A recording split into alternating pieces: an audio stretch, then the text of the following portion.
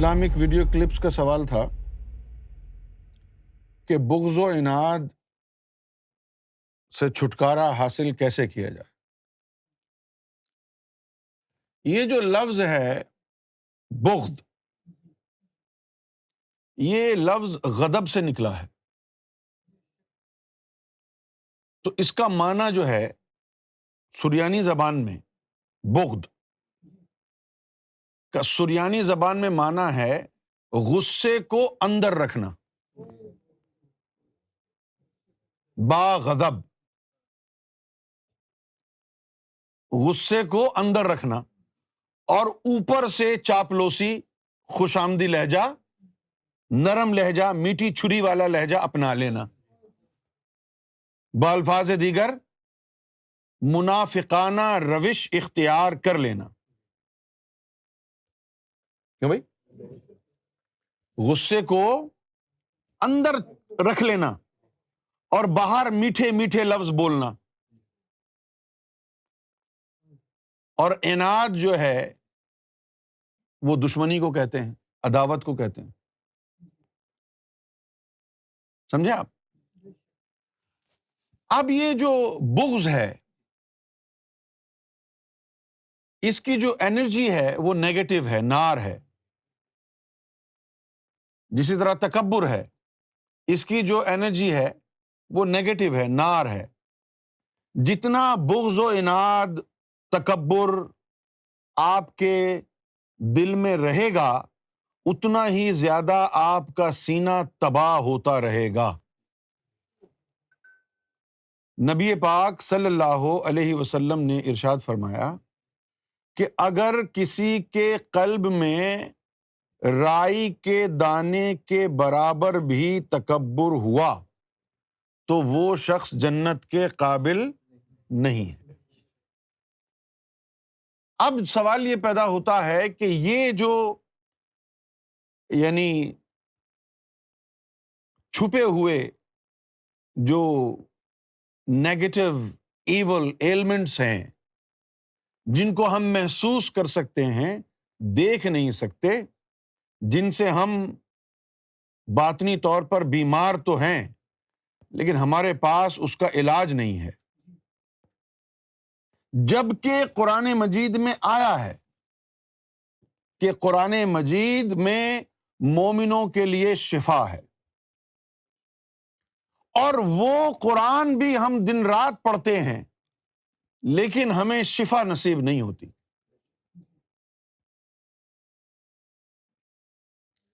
وہ شفا نصیب کیوں نہیں ہوتی ہم کو؟ کیونکہ ہم کو قرآن مجید سے شفا حاصل کرنے کا طریقہ نہیں آتا۔ اب جیسے ایک چیز ہے، عربی میں اس کو کہتے ہیں حب سودا،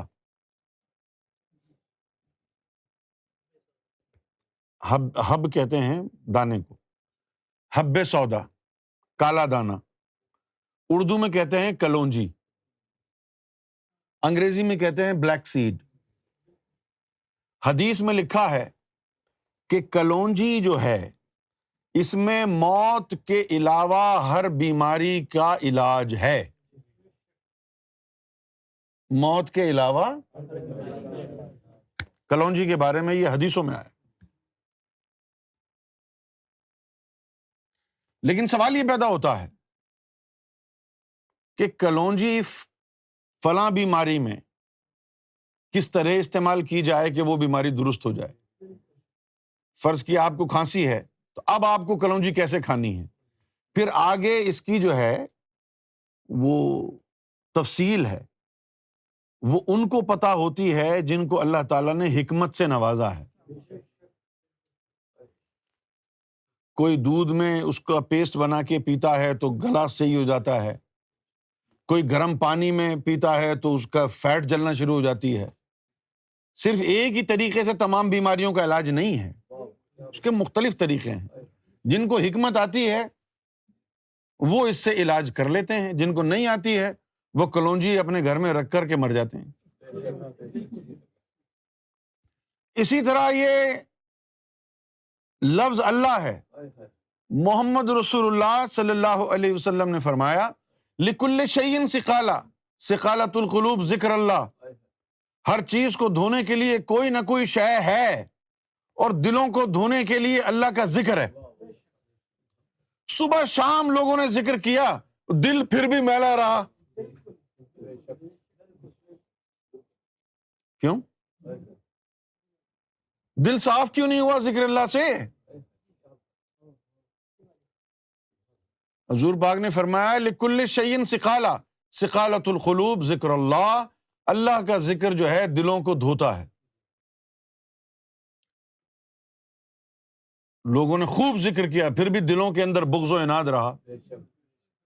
قرآن مجید نے کیا کہا؟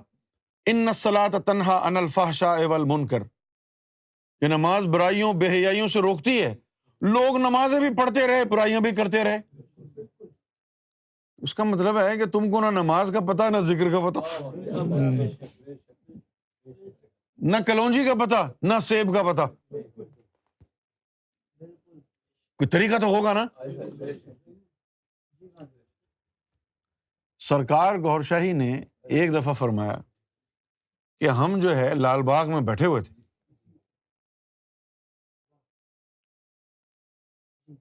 اور اچانک ہم نے دیکھا کہ کچھ لوگوں نے یا علی نعرہ لگایا، نعرہ لگاتے ہوئے یا علی کا گزرتے گئے۔ سرکار نے فرمایا کہ ان کے یا علی کا ذکر کرنے سے نور بنا، تو ہم جو ہے دیکھ کے بڑے حیران ہوئے کہ دیکھا یہ کون یا علی کا نام لے رہا ہے جو نور بن رہا ہے؟ وہ دیکھا تو چرسی موالی تھے، دیکھا تو چرسی موالی تھے وہ۔ تو فرمایا کہ اب وہ چرسی موالی ہو کے بھی ان کے مولا علی کا نام لینے سے نور بن رہا تھا۔ وجہ یہ تھی کہ وہ ایک خاص طریقے سے مولا علی کا نام لے رہے تھے، مولا علی کا رگڑا لگ رہا تھا، اور رگڑے سے نور بن رہا تھا نا، اور مذہبی لوگوں کو وہ طریقہ ہی نہیں پتا تھا۔ کیوں جی؟ سرکار نے فرمایا کہ یہ مسجدوں میں بیٹھے ہوئے لوگ تو اللہ کی ضربیں لگاتے رہتے ہیں، پھر بھی نور نہیں بنتے، اور یہ چرسی موالی مولا علی کا نام لے رہے ہیں تو نور بن رہے، تو چکر کیا ہے؟ وہ چکر کیا تھا کہ وہ جب نام کا رگڑا 101 دفعہ لگتا ہے تو پھر نور بننا شروع ہو جاتا ہے۔ اللہ کے نام سے نور بنانا سیکھو، اللہ کے نام سے جب وہ 101 دفعہ رگڑا لگے گا تو اس کے بعد نور بننا شروع ہوگا۔ اب جو تم نے تسبیح پکڑی ہوئی ہے اس میں 101 دانے ہیں نا، کیوں ہیں؟ صرف تسبیح تمہارے ہاتھ میں، تم کو پتہ نہیں ہے کہ وہ 101 کیوں ہیں؟ بھئی 110 بھی ہو سکتے تھے نا، 120 200 بھی ہو سکتے تھے نا، 101 ہے، کیوں ہے یہ پتہ ہی نہیں۔ اب وہ 101 دفعہ جب وہ اللہ کے اسم کی تکرار ہوگی تو نور بننا شروع ہوگا۔ تم نے ہاتھ سے تسبیح پکڑی ہے نا، تو ہاتھ میں تم نے تسبیح پکڑ کے 10-20 دفعہ اللہ اللہ سبحان اللہ کہا، پھر کسی سے بات چیت کر لی، سلام کا جواب دے دیا، وہ تسلسل ٹوٹ گیا، تو وہ تسبیح گھومتی رہی پر دل نہ پھریا، تسبیح پھری پر دل نہ پھریا، کی لینا ہتھ تسبیح پڑھ کے ہو۔ اب وہ جو دل کی دھڑکن ہے نا، جب یہ اللہ کا نام اس دل کی دھڑکن میں جاتا ہے تو پھر وہ ان انٹرپٹڈ ذکر ہوتا ہے، اس سے پھر نور بننا شروع ہو جاتا ہے۔ اسی طرح قرآن مجید کی آیتیں بھی ہیں، سرکار نے بہت مثالیں دیں کہ بھائی قرآن مجید میں نور ہے۔ ایک سکھ تھا، وہ انڈیا کا جاسوس بن کے پاکستان میں مسجد میں کئی سال نماز پڑھاتا رہا۔ اس نے کہا نہیں، اگر نور ہوتا تو میں بھی منور ہو جاتا نا، میں تمہارے پاکستان میں مولوی بن کے نمازیں 20 سال پڑھاتا رہا، اگر نور ہوتا تو میرے اندر کیوں نہیں آیا نور؟ تو ہمارے مسلمانوں نے کہا کہ تو نے دل سے نہیں پڑھا اس لیے نور نہیں بنا۔ اس نے کہا کہ تم تو بڑے دل سے پڑھتے ہو نا، تم میں نور کدھر ہے؟ تم بھی تو شیعہ سنی وہابی ہو نا۔ اب وہ نور کیوں نہیں بنا؟ کیونکہ تم کو قرآن سے نور بنانے کا طریقہ نہیں آتا۔ تم سے بہتر تو وہ عامل حضرات ہو گئے نا، جنہوں نے ایک خاص ترتیب سے قرآن پڑھ کے عمل کیا اور آج پیسہ کما رہے ہیں۔ تو پھر تم کس بات کے مومن ہوئے؟ کس بات کے مومن ہوئے؟ ہم نے پہلے اللہ کے اللہ کی رگڑے سے نور بنانا سکھایا، اس کے بعد ہم نے اگلا درجہ شروع کیا کہ اب ہم قرآن کی آیتوں کا رگڑا لگوائیں، اور ہم نے تراویح شروع کرائی۔ کتنے لوگ کہہ رہے ہیں کہ یہ کون سا فرقہ ہے، ایسے تو تراویح کبھی ہم نے دیکھی نہیں۔ بھئی اس تراویح میں کون سا ہم نے غیر شرعی کام کر دیا؟ صرف یہی کیا نا کہ امام صاحب کے پیچھے 2 بندے کھڑے ہوئے ہیں، وہ قرآن کی آیتوں کی تکرار کر رہے ہیں، کوئی اس میں گناہ والا کام کیا؟ تم کو وہ علم چاہیے ہی نہیں نا کہ قرآن کی آیتوں سے نور بنانا سیکھو، تم کو وہ شفا چاہیے ہی نہیں نا، تم تو رسموں میں لگے ہوئے ہو نا، کیوں جی؟ اب یہ جو بغض و عناد سینے میں چلا گیا ہے نا، یہ تبھی نکلے گا جب اندر نور جائے گا تو نار باہر آئے گا۔ باقی ظاہری طور پر تم جتنا چاہے اللہ کر لو، قرآن کی آیتیں دھڑک بھڑک پڑھتے رہو، اگر اس کا نور سینے میں نہیں گیا، روحوں میں نہیں گیا، تو روحوں سے جو بغض و عناد چمٹا ہوا ہے وہ کبھی بھی باہر نہیں نکلے گا۔ وہ جو قرآن و حدیث پڑھ رہے ہو، ذکر فکر کر رہے ہو، نماز روزہ رکھ رہے ہو، اس کا نور اندر جانا چاہیے۔ اگر وہ اندر جائے گا نا تب اندر سے شیطان باہر آئے گا۔ اب وہ اندر لے جانا یہ انسان کے بس میں نہیں ہے، اس کے لیے پھر کوئی مرشد ڈھونڈنا پڑتا ہے نا،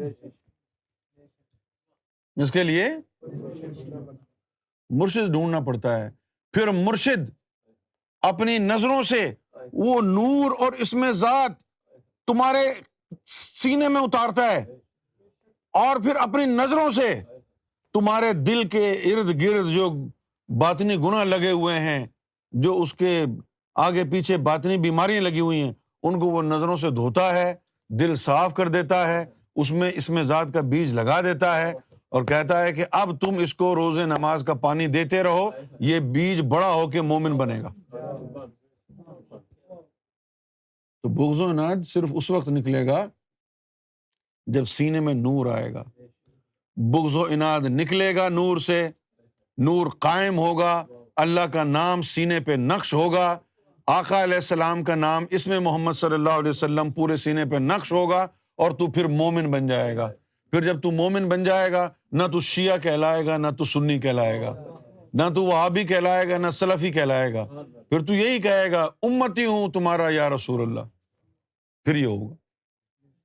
ابھی تو فرقوں میں بٹے ہوئے، نمازیں بھی جاری ہیں، ذکر فکر بھی جاری ہے، بہتان، بغض و عناد، تکبر، غیبتیں یہ بھی جاری ہیں، ان کا تو کوئی فائدہ نہیں۔